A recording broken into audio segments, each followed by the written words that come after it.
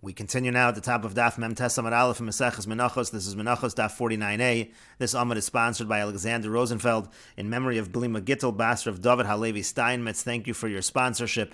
If you'd like to sponsor an Amud or a Daf, see the description box below and see the description box below to see how you can support this channel. On the previous Amud, in the course of its discussion, the Gemara said, Ein donin davar shelo behechshero mi davar shebehechshero. We don't learn something out that is done improperly from something that is done properly. For example, let's say a carbon certain kinds of carbon asham, the animal has to be 2 years old. What about if one brings an animal that's 1 year old? So we don't say that that is kosher because we can derive it from a case of an asham which is supposed to be 1 year old. We don't say, since in that case a 1 year old animal is kosher, therefore in the case where it's supposed to be 2 years old, also a 1 year old animal is kosher. You can't do that. You can't derive davar shelo behechsher, or something that's being done improperly, from a case where it's being done the proper way. And on the previous Amud, the Gemara asked, is that really true? We have a brisa that says that by Yotzei, let's say it's Allah, the halacha is that if it goes up on the Mizbeach, lo yered. If it goes up on the Mizbeach, it doesn't come down from the Mizbeach. And the brisa said, Minayin, how do you know that that's true? How do we know that by Yotzei, if it's Allah, lo yered? And the brisa said, we learned that from Bama, because Bama by definition is Yotzei, it's outside the proper area, because there are no curtains of the Azar in the times of Bamos, in the times of private altars, and so therefore, just like Yotzei is kosher by a Bama, so too Yotzei in general, im Allah lo yered. So therefore it seems we're learning from Bama, which is behechshero. At the time of Bamos, that was the way it was supposed to be done. And we're learning from there, but to a regular case of Yotzei, where it's done improperly, where it leaves the proper area. And so therefore it seems like we are able to learn something shelo behechshero from something behechshero. And the Gemara continues in answers to that, Tana, that brisa, azos Torah sa'ola riba samachle, is actually really relying on an inclusion from the words in the pasuk of zos Torah sa'ola. We're not really deriving it from Bama. That's just a supplemental source. The real source is zos Torah sa'ola, so you cannot bring a proof from that brisa. Rashi explains, Tana azos Torah sa'ola koi Torah achas l'chol olam. That just means there's one law for everything that ascends the Mizbeach. Shem alu lo yerdu, that if it ascends the Mizbeach, it doesn't come down from the Mizbeach. This is Meseches Nida, Perak Yotzei Dofen. It's in Meseches Nida, in Perak Yotzei Dofen. V'haida nakat Bama, and the only reason we're bringing the source as Bama, asmachta v'simona ba'alma. Again, it's just an asmachta, it's a siman bi'alma, it's just a supplemental source. And the Gemara continues, Tani Rava bar bar Chana kami de Rav. Rava bar bar Chana taught before Rav, Kivsei Atzeres shashachtan l'shum elim, Kivsei Atzeres, the sheep of Atzeres, of Shavuos, and they're slaughtered for the sake of elim, they're slaughtered as rams. The difference between Kivsei Atzeres and elim, a kevis is less than 1 year old, a ram is more than a year old, so again it's slaughtered as if it's elim for the sake of elim, kesherin, so it is kosher. However, v'lo alu l'bailim l'shem chova, they do not satisfy the obligation of the owners, in this case the obligation of the community, in terms of the Kivsei Atzeres. And the Gemara continues, Amar le Rav, Rav said to him, he said to Rav bar bar Chana, alu v'alu, not only is it kosher, but it does satisfy the obligation.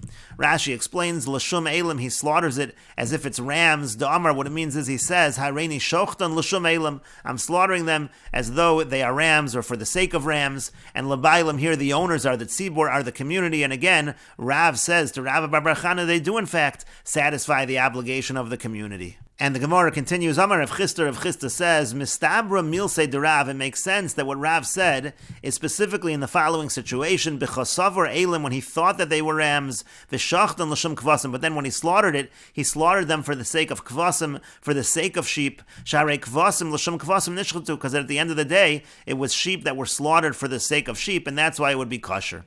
Avol kisavar elim, but if he thought they were rams, V'shachtan l'shum elim, and he slaughtered them having in mind for the sake of rams, so lo, no, then it would not be accepted, because akira betos have akira, because if it's uprooted, even if it's uprooted by mistake, that's considered being uprooted, and therefore, again, it is not going to be accepted.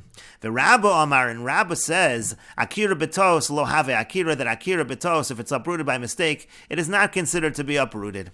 Rashi explains, akira betos, kagon hai, akira betos would be, for example, in this situation, di have yoda de kivasim ninu, had he known that they were sheep, have Shachadlu l'shem kevasim, he would have slaughtered them for the sake of sheep. The reason why he slaughtered for the sake of rams is because he thought that they were rams. That's an akira betos. And again, the machlokas amoraim here is whether akira betos is considered an akira or not. And so again, to summarize the machlokas amoraim between Rav Chisda and Rabba within Rav Chisda holds that if there would actually be a shalol lishma intention, even though it is a shalol lishma intention by mistake, he thinks that it's elim, and that's why he has in mind l'shum elim, but still that's considered to be shalol lishma, and the halach is by shalol lishma would not satisfy the obligation of the owner. But Rabba says it's not true. Since this akira was bito, since it was by mistake, he thought it was rams, and that's why he had in mind for the sake of rams. That is not considered to be an akira, and therefore it would satisfy the obligation of the owner. It would not be considered like a typical shalol lishma. And the Gemara continues, Amar Rava says, and many change the gears here to Amar Rabba says,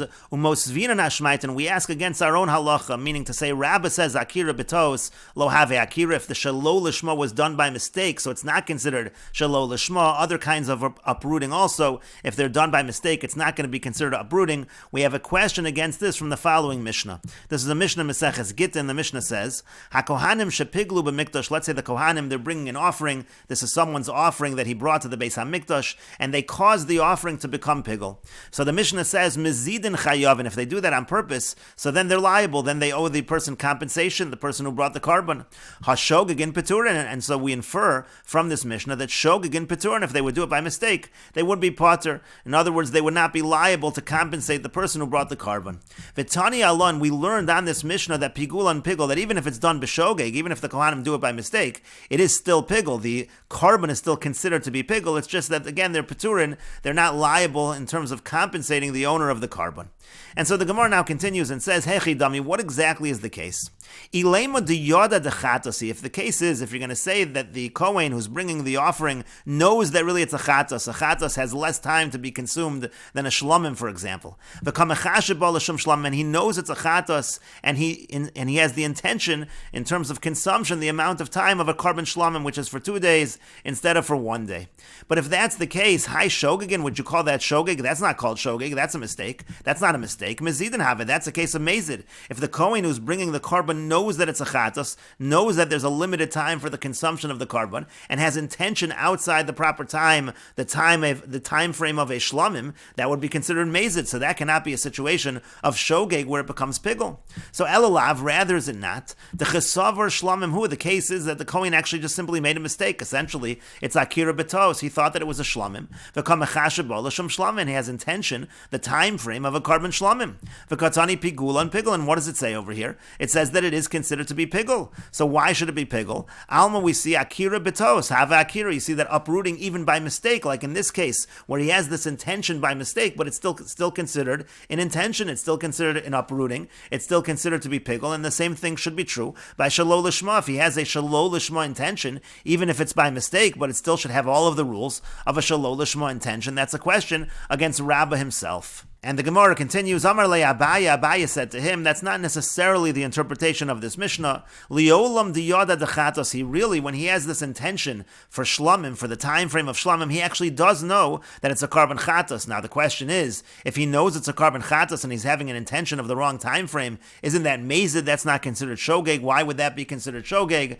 But the answer is, v'kamechashe bo l'shum shlomim uv'yomer mutter. He has in mind the time frame of a carbon shlomim, but it's omer mutter. He thinks it's permissible to have that in mind. He doesn't understand that as being problematic, and that's why it's in the category of shogeg. And in that kind of shogeg, it would be considered pigul. But again, if it would actually be a situation where he thought it was a shlomim, and therefore the whole thing was betos, it was all a mistake. So it could be in that situation, lo havi akira, it would not be an akira, and therefore this is not necessarily a question against Rabbah. And the Gemara continues, Mesiv Reb Zeira asks a question from the following Brisa. Rabbi Shimon says, Kol menachos shenikmitzu shelo lishman, all carbon minchas where the komitz is taken not for their sake, kasheiros, they are kosher, ve'olu lebaylam l'shum chova, and they satisfy the obligation of the owners, even though in general shelo lishman does not satisfy the obligation of the owners. By carbon mincha, according to Rabbi Shimon, it is different. She'ein ha-menachos domos l'zvachim, because menachos are not the same as zvachim, as slaughtered sacrifices. Why? Why?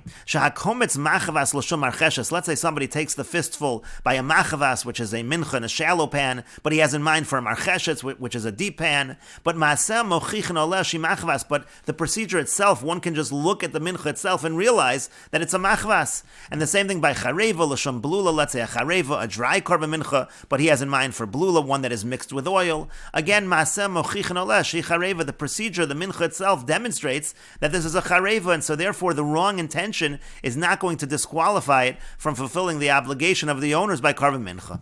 Avol bezvachim, but by zvachim, by the animal korbanos, ein okain, that's not the case. Shchita achas lekulan, it's one slaughtering for all of them. Kabbalah achas lekulan, it's one receiving of the blood for all of them. Zrika achas lekulan, it's one throwing of the blood for all of them. And so therefore there's a difference, again, according to Rabbi Shimon, between korban mincha and other zvachim.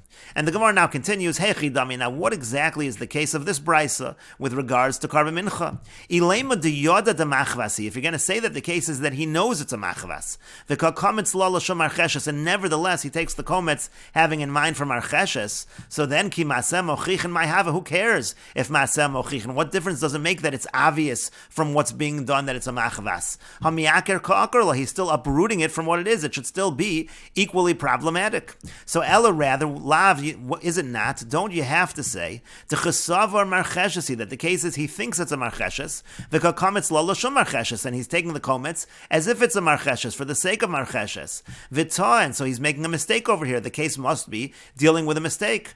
Dehachahu demaseh mochichin aleh, and only over here where he makes a mistake do we say that it's not totally disqualified, because we have the reasoning of maseh mochichin aleh. The procedure itself demonstrates what it really is. But habi alma, but in a regular case, if it wouldn't be a korban mincha of maseh mochichin aleh, let's say it would be a regular korban and it would be done by mistake, so apparently akira betos have akira, apparently uprooting by mistake is still considered uprooting. It would still have the same status of shelo lishma, and so therefore this is a question also against Rabbah.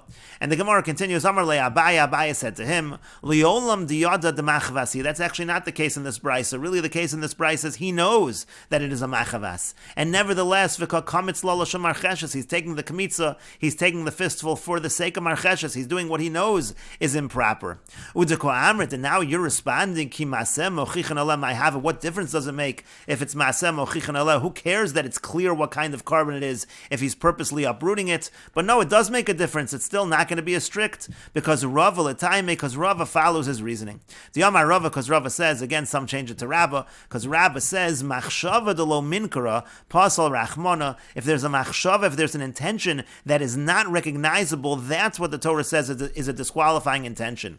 But machshava de minkara, but if the intention is recognizable that it's a wrong intention, it is clear what kind of korban mincha this actually is. Regardless of his intention, we understand what's going on. So then lo pasal rachmana, then the Torah does not disqualify, and that's why in this situation, even though what he is doing, he's doing on purpose, he knows it's a machavas and he's having intention for marcheshes, but still, we say since it's a machshava de minkara, it is obvious that this intention is not accurate, because we can see what kind of mincha it is right in front of us. That's why we're more lenient over here, and we say that the owner's obligation is in fact satisfied. And the Gemara continues with the Mishnah, Hatzmidin ein ma'akven es hamusafin, the Tzmidin don't hold back the fulfillment of the mitzvah of the musafin. The Tzmidin refers to the Tamid Shel Shachar, which is the korban Tamid brought in the morning, and the Tamid Shel Ben Harbayim, which is the korban Tamid brought in the evening. Again, they don't hold back the fulfillment of the mitzvah of the musafin on a day when there's korban musaf. V'lo ha-musafin ma'akven es hatzmidin, the musafin don't hold back the mitzvah of the Tzmidin.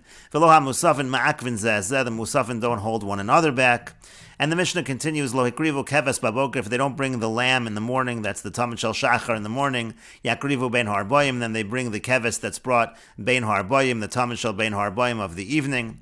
And the Mishnah continues, Amar Rabbi Shimon says, Amosai, when is this true? Bisman shayu anusin o shogegin. That's if it's anusin, if it was out of their control, or shogegin, it was a mistake. Avalim hayu mizidin, but if on purpose, v'lo hikrivu keves baboker, if on purpose they didn't bring the lamb in the morning, then lo yakrivu bein harboyim, then they don't bring the one in the evening. And the Mishnah continues, Lo hiktiru ketoros ba'boker, if they didn't bring the ketoros in the morning, yaktiru ben harboyim, then they burn it in the evening. The ketoros was the incense, half was burned in the morning, half was burned in the evening every day. Amar Rabbi Shimon says, V'kulo haisa kreva ben harboyim, if they didn't bring the half in the morning, then they bring the entire thing in the evening. Shein mechanchen es mizbeach hazav el b'ketoros hasamim, because the way they inaugurate the golden mizbeach, the inner mizbeach, is only through the ketoros hasamim, the burning of that incense. V'lo mizbeach ha'ola ela b'tamid shel shachar, and the way they inaugurate the mizbeach ha'ola, which is the outer mizbeach, is through the tamid shel shachar. V'lo es ha'shulchan ela b'lechem haponim b'shabbos, and the way they inaugurate the shulchan is through the lechem haponim on Shabbos. V'lo es ha'menorah ela b'shiva neiros ben harboyim, and the menorah is inaugurated through the 7 neiros, the 7 candles ben harboyim, in the evening. And Rashi explains, Hatzmidin ein ma'akvin ha'musafin, the Tzmidin don't hold back the musafin, mefarish b'gemara, this will be explained in the Gemara. V'kulo haisa kreva, it is all brought, kol ha'mincha shalim, it's referring to the entire mincha, meaning to say this is referring to the entire ketores. She'ein mechanchen, because they only initiate the Gemara mefarish man dekar shmei. The Gemara will explain what are we mentioning mechanchen es hamizbeach. What are we mentioning the initiation of all these various components of the Beis Hamikdash. Ela b'ketoras hasamim. Again, it's initiated with the ketoras hasamim shlema, meaning the entire ketoras hasamim. Shalmana of a mana uvein harbaim, and it will be done in the afternoon or in the evening. Uve Gemara mefarish manon. The Gemara will explain from where we know this. And the Gemara says, Boy minei Rabbi Chia bar Avin me Rav Chisda. Rabbi Chia bar Avin asked Rav Chisda the following question: Tzibor she'ein lahen tzmidin and musafin. Let's say the community doesn't have enough for both the tzmidin and the musafin. It's a day when carbon musaf has to be brought. For example, Shabbos, Rosh Chodesh, etc. So Eza mehen kodem, which one takes precedence, the tzmidin or the musafin? The Gemara says, Hechidami, what exactly is the case? Ilema tzmidin de yomi and musafin de yomi. If you're going to say the situation of the question is where we're talking about the tzmidin of that day and the musafin of that day, so pshit, it's obvious that tzmidin adifi. It's obvious that the tzmidin take precedence to havalu tadir and mekudesh, because the tzmidin are both tadir, they're more frequent, and they're mekudesh, they're holy, and so therefore they certainly take precedence over the musafin, which don't have tadir, they're not as frequent.